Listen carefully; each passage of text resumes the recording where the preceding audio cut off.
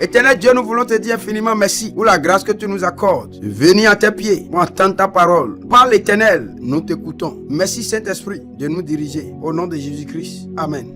Alors ce jour, nous sommes là pour parler de la dissolution, de la fin des temps. Oui, à la fin des temps, il y aura la dissolution. Voyons un peu ce que la Bible dit dans le livre de Jude.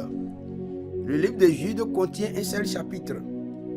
Et nous allons alors au verset 3 et au verset 4. Il dit: Bien-aimés, comme je désirais vivement vous écrire au sujet de notre salut commun, je me suis senti obligé de le faire afin de vous exhorter à combattre pour la foi qui a été transmise au saints une fois pour toutes. Verset 4 dit: Car il s'est glissé parmi vous certains hommes dont la condamnation est écrite depuis longtemps, des impies qui changent la grâce de notre Dieu en dissolution et qui réunissent notre seul Maître et Seigneur Jésus-Christ. Vous voyez, il s'est glissé parmi nous. Alors, il dit: Car il s'est glissé parmi vous certains hommes dont la condamnation est écrite depuis longtemps, des impies qui changent la grâce de notre Dieu en dissolution.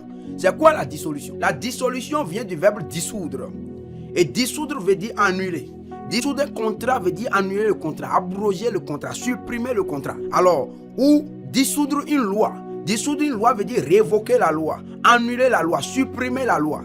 Et ici, la grâce, vous savez que l'un des grands débats bibliques, c'est le fait d'opposer la loi à la grâce. Donc la grâce et la loi, c'est deux éléments qui vont de pair ou bien qui s'opposent, qui se combattent en ce qui concerne le débat biblique. Pourquoi? Parce que là où la loi est appliquée, la grâce n'est plus là. C'est ça, c'est normal. Mais qu'est-ce que la Bible dit? Est-ce que la grâce exclut la loi? Voyons un peu ce que la Bible dit. Et qu'est-ce qui se passe? Voyons dans le livre de Jean 1, verset 15, il dit: Jean lui a rendu témoignage et s'est écrié: C'est lui dont j'ai dit, celui qui vient après moi m'a précédé car il était avant moi.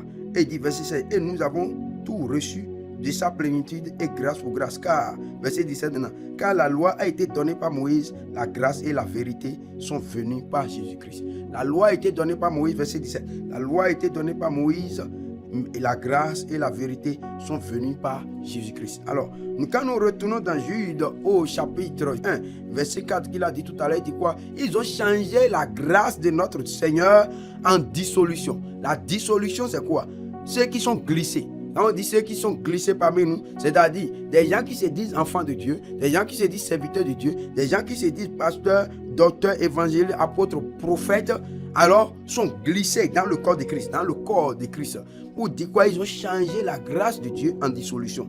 La dissolution, c'est ceux-là que nous voyons aujourd'hui. Donc vous comprenez, il n'est pas étonnant ce qui se passe aujourd'hui, où on voit des gens qui se prétendent être des serviteurs de Dieu, des pasteurs, des évangélistes ou des évangéliques, qui se disent vraiment serviteurs de Dieu, mais qui disent que nous sommes au temps, parce que nous sommes au temps de la grâce. Selon eux, la grâce veut dire qu'une fois, une fois sauvé, toujours sauvé.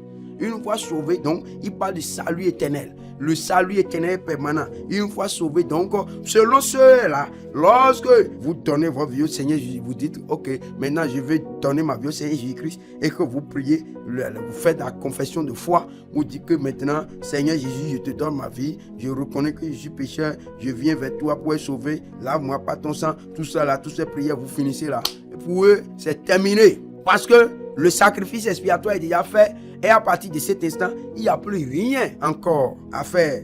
Vous pouvez vivre désormais selon ceux-là. Vous pouvez vivre, il n'y a plus de péché.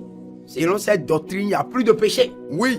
Et selon eux, c'est lorsque vous-même vous déclarez que vous êtes pécheur, c'est en ce moment que vos péchés sont comptés. Mais si vous ne déclarez pas que vous êtes pécheur, il suffit de confesser simplement que vous êtes un saint. Mais si vous êtes dans la fornication, quelqu'un qui est dans la fornication, s'il dit que non, que lui il est un saint là, c'est fini. S'il est dans le mensonge, dans le vol, dans l'adultère, dans l'idolâtrie, n'importe comment, il suffit simplement qu'il dise qu'il est saint. Et c'est fini, il n'est plus pécheur. Oh, quel dégât. Ça, là, pourquoi? Parce qu'ils disent que oui, Jésus a déjà tout accompli. Jésus a tout accompli. Est-ce que l'accomplissement de quelque chose veut dire l'abolition? Non. La Bible dit, ce sont ceux-là qui vivent dans la dissolution. La dissolution veut dire l'abolition de la loi. Pour eux, là, c'est que la loi est abolie. Mais qu'est-ce que Jésus dit par rapport à la loi? Jésus n'a jamais dit qu'il a aboli la loi. Non. Bien au contraire. Jésus est contre ça. Mais ils disent que non, que c'est fini. Il n'y a plus de loi. Mais on va voir, évoluant, dans l'évolution, nous verrons vraiment est-ce que l'accomplissement de la loi signifie l'abolition de la loi? Regardons ce que la Bible dit dans Matthieu au chapitre 5, verset 17. Il dit, ne croyez pas que je sois venu pour abolir la loi ou les prophètes. Je suis venu non pour abolir, mais pour accomplir. Donc Jésus est clair. Jésus dit que lui, il est venu non pour abolir, mais pour accomplir. Il est venu non pour abolir, donc non pour dissoudre. Parce que dissoudre veut dire abolir. Abolir une loi, c'est dissoudre la loi. Voilà. Jésus n'est pas venu pour dissoudre. Il n'est pas venu pour abolir. L'abolition et la dissolution d'une loi, c'est la même chose. Donc Jésus dit, il n'est pas venu, ici nous sommes au niveau de la loi et des prophètes. Jésus dit que lui n'est pas venu pour abolir, donc il n'est pas venu pour dissoudre, mais pour accomplir. Mais beaucoup disent que non, il est venu tel que le faux évangile de la grâce, l'évangile falsifié, l'évangile tronqué, l'évangile diabolique de la grâce, que ceux qui vivent dans l'égarement, ceux qui vivent dans le péché. Oui, parce qu'ils ont l'amour du péché, la séduction de l'iniquité, comme la Bible dit dans 2 Thessaloniciens, la séduction de l'iniquité les a déjà saisis. 2 Thessaloniciens chapitre 2 verset 10 dit, et avec toutes les séductions de l'iniquité pour ceux qui périssent parce qu'ils n'ont pas reçu l'amour de la vérité pour être sauvés. Ils n'ont pas reçu l'amour de la vérité. Ceux-là qui disent des choses comme ça n'ont pas reçu l'amour de la vérité pour être sauvés. Et qu'est-ce que Dieu a fait? Regardons ce que Dieu leur a fait. Verset 11, il dit, aussi Dieu leur envoie une puissance d'égarement pour qu'ils croient au mensonge. Vous voyez, Dieu leur envoie une puissance d'égarement pour qu'ils croient au mensonge. C'est ça. Parce que la séduction de l'iniquité est déjà dans les cœurs. Pourquoi? Parce que pour ceux qui périssent, il dit que c'est ceux qui périssent. Ils sont en train de périr. C'est quoi la séduction de l'iniquité est dans les cœurs? Et il dit, parce qu'ils n'ont pas reçu l'amour de la vérité pour être sauvés. Alors, c'est pour te dire quoi? Si tu n'as pas l'amour de la vérité dans ton cœur, tu seras séduit par l'iniquité. Quand tu vas entendre quelqu'un qui vient avec un message de séduction de l'iniquité, ça va te séduire. Et qu'est-ce qui s'est passé? Comme ceux-là n'ont pas reçu l'amour de la vérité, ils ont été séduits par l'iniquité. L'amour de la vérité n'était pas dans les cœurs. Ils ont été séduits par l'iniquité. Alors ils ne peuvent pas être sauvés. Verset 11 dit quoi? Il dit, aussi Dieu leur envoie une puissance d'égarement pour qu'ils croient au mensonge. Verset 12, afin que ceux qui n'ont pas cru à la vérité, mais qui ont pris plaisir à l'injustice, soient condamnés. Ils n'ont pas cru à la vérité, mais ils ont pris plaisir à l'injustice. Ils seront condamnés. Voilà le sort de ceux-là qui vivent dans l'égarement. Regardons maintenant ce que la Bible dit. Quel est le sort de ceux-là qui vivent, oui, dans l'égarement? Retournons maintenant dans 2 Pierre au chapitre 16, verset 16. Il dit, c'est ce qu'il fait dans toutes les lettres où il parle des choses dans lesquelles il y a des points difficiles à comprendre, dont les personnes ignorantes et mal affermies tordent le sens comme celui des autres écritures pour les propres ruines. C'est l'apôtre Pierre qui parle ici dans sa 2e épître. Dans le verset 15, il dit, croyez que la patience de notre Dieu est votre salut. La patience de notre Dieu. Donc ce n'est pas parce que Dieu est patient qu'il nous demande de vivre dans le désordre. Non. Il dit que la patience de notre Seigneur est notre salut. Regardons dans Romains au chapitre 2 et nous allons comprendre pourquoi il dit que la patience de notre Dieu est notre salut. Romains au chapitre 2, verset 4, il dit, où méprises-tu les richesses de sa bonté, de sa patience, de sa longanimité, ne reconnaissant pas que la bonté de Dieu te pousse à la repentance, mais pas ton endurcissement. Il dit quoi? Ne reconnaissant pas que la bonté de Dieu, la patience de Dieu, il dit, où méprises-tu? Ceux-là, ils méprisent déjà la bonté de Dieu, ils méprisent la patience de Dieu, parce qu'ils vivent dans le désordre et ils n'ont aucun problème, ils pensent que non, que c'est bon. Et il dit, où méprises-tu les richesses de sa bonté, de sa patience, de sa longanimité, ne reconnaissant pas que la bonté de Dieu te pousse à la repentance, mais par ton endurcissement et par ton cœur impénitent, tu t'amasses un trésor de colère pour le jour de la colère et de la manifestation du jugement de Dieu qui rendra à chacun selon ses œuvres. Vous voyez? Ici, dans Romains 2, il nous montre clairement que la patience de Dieu, la bonté de Dieu, la longanimité de Dieu, c'est pour nous pousser à la repentance. Parce que s'il n'y a pas la repentance, il n'y a pas le pardon des péchés, il faut noter. Allons dans Luc au chapitre 13. Luc au chapitre 13. Lisons maintenant le verset 3 au verset 5. Alors, Luc 13, il dit, non, je vous le dis, mais si vous ne vous repentez, vous périrez tous également. Vous voyez, ceux qui périssent. Périr. Ceux-là ont refusé de se repentir. N'oubliez pas, gardez à l'esprit 2 Thessaloniciens, chapitre 2, verset 10 qu'on a lu tout à l'heure. Il dit quoi? Et il ne parle pas de séduction de l'iniquité pour ceux qui périssent. Pas de séduction de l'iniquité. Pour qui? Pour ceux qui périssent. c'est qui ceux qui périssent? Il dit, non, si vous ne vous repentez pas, vous périrez tous également. Et beaucoup vont dire, non, Jésus a déjà dit dans Jean 3,16, que Dieu a tant aimé le monde, il a donné son Fils unique Jésus-Christ, afin que quiconque croit en lui ne périsse point, mais qu'il ait la vie éternelle. Mais c'est le même Jésus qui a dit que Dieu a tant aimé le monde dans Jean 3,16, et qui a dit, Dieu a tant aimé le monde qu'il a donné son Fils unique Jésus-Christ, afin que quiconque croit en lui ne périsse point, mais qu'il ait la vie éternelle. C'est lui qui dit encore dans Luc 13, verset 3, que si vous ne vous repentez pas, ça veut dire quoi? Croire. Jésus est en train de parler de la croyance qui est la foi. Il a dit, Jésus parle de la foi, la croyance de la foi. Parce que quoi? Il ne faut pas confondre une simple croyance avec la foi. C'est quoi? C'est la croyance qui produit des actes. La croyance qui produit des actes, c'est ça la foi. C'est pourquoi il dit dans Hébreux 11, verset 1er, la foi est une ferme assurance de ce que l'on espère et la démonstration de celle qu'on ne voit pas. La foi est une ferme assurance de ce que l'on espère. Donc, vous voyez, il y a beaucoup qui s'arrêtent à espérer. Donc, ils pensent que c'est croire simplement. Quand Jésus dit, oh, Dieu a tant aimé le monde, il a donné son Fils unique Jésus-Christ, afin que quiconque croit en lui, quiconque croit en lui ne périsse point. Les gens pensent que c'est d'avoir simplement croire là, c'est d'avoir une ferme assurance des choses qu'on espère. Et ils s'arrêtent là. Ils ont une ferme assurance des choses qu'ils espèrent. Et ils s'arrêtent là. Mais ils ne font pas maintenant une démonstration de ce qu'on ne voit pas. Alors maintenant, et comment ils disent qu'ils croient au Seigneur Jésus-Christ? Jésus va dire non. Après, Jésus va dire qu'il ne les connaît pas. Regardons dans Jacques au chapitre 2. Oh, qu'est-ce qu'il dit là-bas? Dans Jacques au chapitre 2. Alors, il dit clairement, en quoi est-ce que vous pouvez parler maintenant de la foi? Comment vous pouvez parler de la foi en disant que oui, j'ai la foi, je crois, et pourtant, votre foi ne produit pas des œuvres, alors que la même définition de la foi, il n'y a même pas un livre comme la Bible qui parle vraiment de la foi. Mais la vraie définition de la foi dit quoi? La définition authentique de la foi dit la ferme assurance des choses que l'on espère. Ça, c'est la première partie.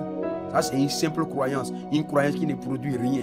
Une croyance qui ne produit rien. Mais la vraie croyance, c'est la foi. La vraie croyance, c'est la foi. Et dit quoi? Et maintenant, la deuxième partie, c'est quoi? Une démonstration. Ça veut dire que la vraie croyance, qui est la foi, implique une action. Il doit avoir une action. S'il n'y a pas d'action, c'est qu'il n'y a pas la foi. Alors, c'est pourquoi il dit, l'action doit produire des choses. C'est pourquoi Jacques va dire, le Saint-Esprit va dire au travers de Jacques, dans Jacques, au chapitre 2, verset 17, il dit, il est ainsi de la foi. Si elle n'a pas les œuvres, elle est morte en elle-même. Verset 18, mais quelqu'un dira, toi, tu as la foi, et moi, j'ai les œuvres. Montre-moi ta foi sans les œuvres, et moi, je te montrerai la foi par mes œuvres. Oh!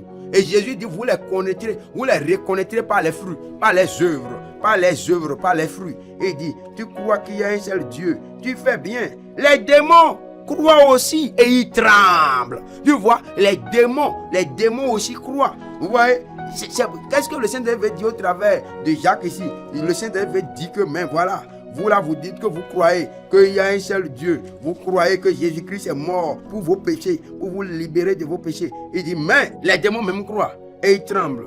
Veux-tu savoir, verset 20, veux-tu savoir, ô homme vain, un homme vain, que la foi sans les œuvres est inutile? Veux-tu le savoir? Il dit, veux-tu savoir que la foi, si tu es un homme vain, vous voyez, c'est des hommes vains. Et c'est pourquoi la Bible les appelle dans 2 Pierre, dit qu'ils sont des hommes tarés. Continuons, il dit, ô homme vain, que la foi sans les œuvres est inutile. Verset 21, Abraham, notre père, ne fut-il pas justifié par les œuvres lorsqu'il offrit son fils Isaac sur l'autel? Tu vois que la foi agissait avec ses œuvres et que par les œuvres, la foi fut rendue parfaite. Ainsi s'accomplit ce qui dit l'Écriture. Abraham crut à Dieu et cela lui fut imputé à justice.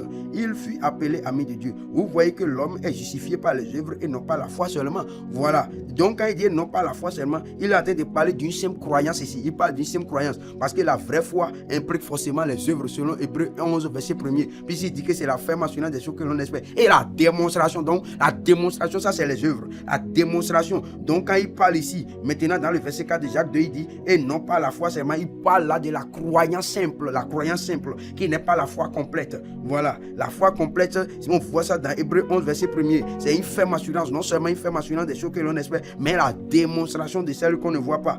Alors, donc, verset 26, il dit, comme le corps sans âme est morte, de même la foi sans les œuvres est morte. La foi sans les œuvres. Donc ceux-là, ils ont une foi morte. C'est pourquoi ils vont périr. Beaucoup à passer disent que non, c'est vrai. Ils vont dire que nous sommes sauvés. Et vous savez ce qu'ils prennent comme appui. Ils disent que non, personne n'est sauvé par les œuvres. Mais c'est vrai, personne n'est sauvé par les œuvres. Selon Éphésiens 2, verset 8, personne n'est sauvé par les œuvres. Mais au même moment, qu'est-ce que la Bible nous dit? La Bible va nous dire dans le verset 10, car nous sommes son ouvrage, ayant été créés en Jésus-Christ pour de bonnes œuvres que Dieu a préparées d'avance afin que nous les pratiquions. Et ils disent maintenant, vous voyez, donc la Bible nous montre clairement que nous sommes sauvés par la grâce, non pas les œuvres, au moyen de la foi. Mais cette même Bible nous dit que après avoir été sauvés par la grâce, Dieu nous a créés en Jésus-Christ. Pour que nous fassions quoi? Le verset 10 dit, pour de bonnes œuvres. Pour de bonnes œuvres. Vous voyez, donc la foi là, la foi, il dit, nous sommes sauvés par la grâce au moyen de la foi. Ce n'est pas par les œuvres afin que personne ne se glorifie. Il dit maintenant, quand nous sommes son ouvrage, ayant été créés en Jésus-Christ pour de bonnes œuvres. Donc nous sommes sauvés. La foi même là, la foi fait quoi? Avant que je ne sois sauvé, je dois utiliser la foi pour activer la grâce. Et une fois maintenant, la grâce là qui a été activée pour que je sois sauvé, la Bible me montre maintenant que je dois maintenant faire quoi? C'est pour de bonnes œuvres maintenant. Je dois pratiquer de bonnes œuvres. Mais comment je peux dire que je suis sauvé, je suis devenu enfant de Dieu et je continue pas à vivre comme de la vaine manière? Or, la Bible nous dit que nous avons été rachetés de nos vaines manières de vivre. Regardons dans 1 Pierre au chapitre 1, verset 18, il dit, sachant que ce n'est pas des choses périssables, pas de l'argent ou de l'or que vous avez été rachetés de la vaine manière de vivre que vous aviez hérité de vos pères, mais par le sang précieux de Christ, comme d'un agneau sans défaut et sans tache, prédestiné avant la fondation du monde et manifesté à la fin des temps à cause de vous, qui par lui croyez en Dieu, lequel l'a ressuscité des morts et lui a donné la gloire, en sorte que votre foi et votre espérance reposent sur Dieu. Et regardons ce qu'il dit dans la suite maintenant, verset 22. C'est la Bible qui dit que nous avons été rachetés par la grâce, donc par le sang de Jésus-Christ. Il dit, verset 22, il dit, ayant purifié vos âmes en obéissant à la vérité pour avoir pas. Vous avez fait quoi? Ayant purifié vos âmes en obéissant à la vérité pour avoir un amour fraternel sincère. Ayant purifié vos âmes. Verset 23, il dit, puisque vous avez été régénérés, non pas une semence corruptible, mais pas une semence incorruptible, par la parole vivante et permanente de Dieu. C'est une semence corrompue qui sont en train de distiller l'évangile corrompu de la grâce. Verset 25, il dit, mais la parole du Seigneur demeure éternellement. Qu'est-ce que la parole du Seigneur qui demeure éternellement dit? Le Seigneur va dire dans Luc au chapitre 6, verset 46, qu'est-ce que Jésus dit? Jésus dit, pourquoi m'appelez-vous Seigneur, Seigneur, et ne faites-vous pas ce que je vous demande? Pourquoi m'appelez-vous Seigneur, Seigneur, et ne faites-vous pas ce que je vous dis? Et regardez, et ceux-là, ils disent que nous croyons. Comment vous pouvez dire que Jean 3,16, oh, Dieu a tant aimé le monde et il a donné son Fils unique Jésus-Christ afin que quiconque croit en lui ne périsse point, mais qu'il a la vie éternelle. Et maintenant, vous dites, vous croyez. Comment vous pouvez dire que vous croyez au Seigneur Jésus-Christ et que vous ne faites pas ce qu'il vous dit?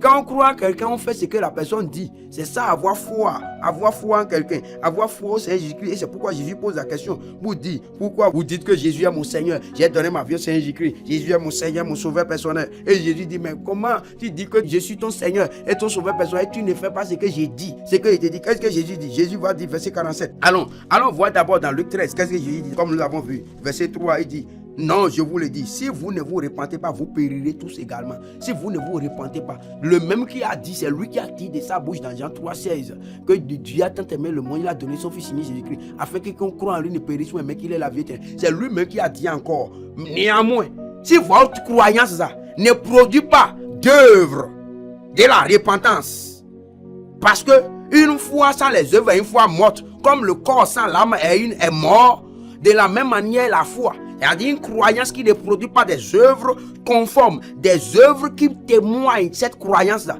Comment vous pouvez dire que vous croyez et vous produisez des œuvres contraires à vos croyances? Donc là, vous êtes des incrédules. Vous ne croyez pas. Mais si vous avez vraiment la foi c'est quoi? La foi, c'est cette croyance qui produit les œuvres conformes à ce que l'on croit. C'est pourquoi il dit la foi, c'est une ferme assurance des choses que l'on espère. Donc en d'autres termes, des choses auxquelles on croit. Et une démonstration de celles qu'on ne voit pas.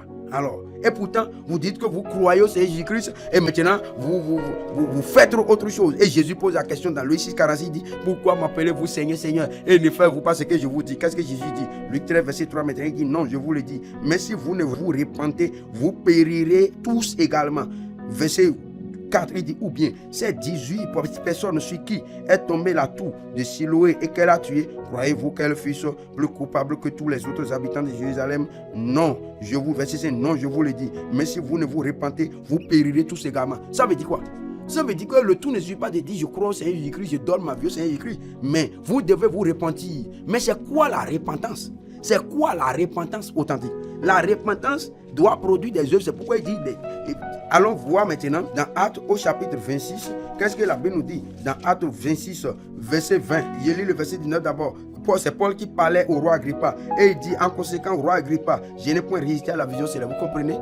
La vision céleste. Donc Paul avait reçu une vision. La vision céleste. Quelle est la vision? Il dit, verset 20, à ceux de Damas d'abord, puis à Jérusalem, dans toute la Judée et chez les païens, j'ai prêché la repentance d'abord et la conversion à Dieu avec la pratique d'œuvres dignes de la repentance. La pratique d'œuvres dignes de la repentance. Il doit avoir la pratique d'œuvres dignes de la repentance. Il dit, voilà pourquoi les Juifs se sont saisis de moi dans le temps ont tâché de me faire périr. Il y a encore, c'est les pharisiens. Il y a encore aujourd'hui des pharisiens, ils sont là. Ils se disent détenteurs de la parole de Dieu. Mais ils enseignent des choses abominables. Voilà. Et Paul dit quoi? Il a prêché quoi? La repentance et la conversion à Dieu.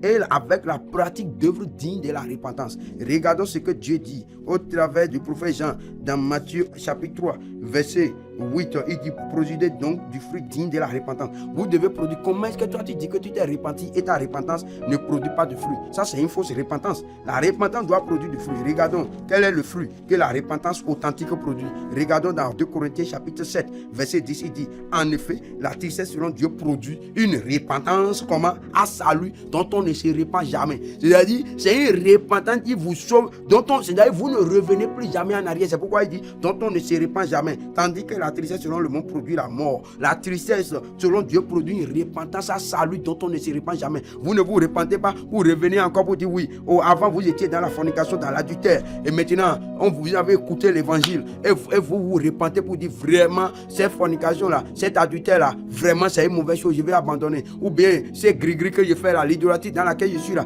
vraiment c'est une mauvaise chose, je vais abandonner. Vous abandonnez quelques temps. Et après, maintenant, quelques années, quelques semaines après, vous voyez que les avantages que vous aviez de cette mauvaise vie que vous aviez, auquel vous aviez renoncé là, vous voyez que vraiment, avant là, vraiment quand j'étais dans la fornication là, mes prostituées, je trouvais l'argent, j'achetais vraiment les tenues que je veux, je m'offrais les plaisirs que je voulais, tout ça là. Oh, quand j'avais ce fétiche là, vraiment, oh, mon commerce allait, tout ça là. Maintenant que j'ai jeté tout ça là, vraiment, tout est bloqué, tout est compliqué, vraiment. Oh, vraiment, je vais retourner à ces choses là. Oh, et tu reprends encore les mêmes choses. Ça veut dire que tu t'es repenti. Tu t'es repenti encore de ta repentance. Ça veut dire que tu as regretté la repentance première. Donc c'est pourquoi il dit, mais la repentance qui donne le salut, ça là, cette repentance, ça veut dire que ta repentance que tu avais eu là, c'est une fausse repentance, ça ne donne pas le salut. C'est pourquoi il dit que la tristesse selon Dieu là, produit une repentance à salut dont on ne se repent jamais. Elle dit que tu ne te repens plus pour dire oh, c'est-à-dire tu ne restes plus là pour dire oh, avant là quand j'étais vraiment dans la fornication, dans l'adultère là, vraiment ça me procurait du plaisir. Non, ça c'est une fausse, c'est une repentance qui ne peut pas donner le salut. Ta repentance là c'est une fausse repentance. C'est quoi la Bible dit? Paul a prêché quoi? La pratique d'œuvres dignes de la repentance. D'œuvres dignes de la repentance. Alors malheureusement aujourd'hui, vous voyez, et ils disent, c'est pourquoi Jésus a dit, si vous ne vous repentez pas, ne dites pas que vous croyez seulement. Non, je crois que Jésus-Christ c'est terminé. Non, Jésus, je crois que le sang de Jésus m'a déjà lavé, le sang de Jésus m'a déjà purifié. Il dit, si vous ne vous repentez pas, vous allez quand même périr. Vous voyez, non? C'est pourquoi il dit à ceux dans 2 Thessaloniciens là, il dit quoi? Qui sont ceux qui vont périr? Il dit la séduction de l'iniquité. Ça veut dire quoi? L'iniquité, tu as dit que tu as donné ta vie au Seigneur Jésus-Christ, mais l'iniquité t'a toujours séduit. T'as toujours séduit. L'iniquité, la séduction de l'iniquité est toujours là. Et comme la séduction de l'iniquité est toujours là, comme tu as entendu maintenant les faux prophètes, tu as entendu maintenant les faux docteurs, ceux qui ont la doctrine des démons et qui divulguent qui divulguent les doctrines de la dissolution, qui font l'apologie du péché. Alors toi, Tu restes là pour dire, ouais, oh, Dieu merci, j'ai trouvé maintenant mes merci, vraiment. Et les autres, ils me disent de bonnes choses. Les autres là-bas, là, vraiment, les autres là, ils sont trop durs. Ils sont trop durs. C'est toujours l'enfer. C'est toujours, oh, il faut fuir la fornication, l'adultère, fuir le gris, fuir ceci, cela. Oh, maintenant, j'ai trouvé, écoute, si tu es dans ça là, tu dois savoir que tu es déjà séduit par l'iniquité. Et si tu crois en ça, il faut savoir que ce qui t'enseigne là, la Bible dit dans 2 Thessaloniciens 2, verset 11 que aussi Dieu leur envoie une puissance d'égarement pour qu'ils croient au mensonge. Je prie que Dieu te délivre de la puissance d'égarement. Et c'est Dieu lui-même qui t'a envoyé une puissance d'égarement. Comment tu peux être sauvé? Qui peut te délivrer? Alors, seul Dieu peut te délivrer. Il dit afin que tous ceux qui n'ont pas cru à la vérité mais qui ont pris plaisir à l'injustice soient condamnés. Si tu prends plaisir à l'injustice, tu seras condamné. Alors nous allons voir dans la suite c'est quoi prendre plaisir à l'injustice. C'est quelle injustice? Où se trouve l'injustice? Que le Seigneur te bénisse. Comme tu entends ces messages, si tu es déjà, toi-même tu t'es déjà laissé égarer dans ces trucs où tu as déjà commencé par être séduit par ce faux message de une fois sauvé, toujours sauvé, ou bien qu'il n'y a plus de péché, même que tout est pur pour celui qui est pur et tout est souillé pour celui qui est souillé. Oh, ils ont tronqué la parole. Alors tu dois te repentir. Prions. Seigneur éternel Dieu, nous voulons te dire infiniment merci pour la grâce que tu nous accordes, pour la grâce que tu accordes à chaque auditeur, auditrice. Je prie éternel Dieu que ton Esprit Saint fasse son œuvre de restauration dans la vie de ceux que l'ennemi a déjà coopté dans son arsenal. Seigneur, je prie que tu les délivres au nom de Jésus-Christ et que les ténèbres soient dissipées de leurs cœurs, que l'esprit soit éclairé par la vérité, que tu mettes l'amour de la vérité dans les cœurs afin qu'ils reviennent à l'évangile vrai, authentique pour le salut éternel au nom de Jésus-Christ. Merci Père de nous avoir exaucés. Au nom de Jésus-Christ, nous avons prié.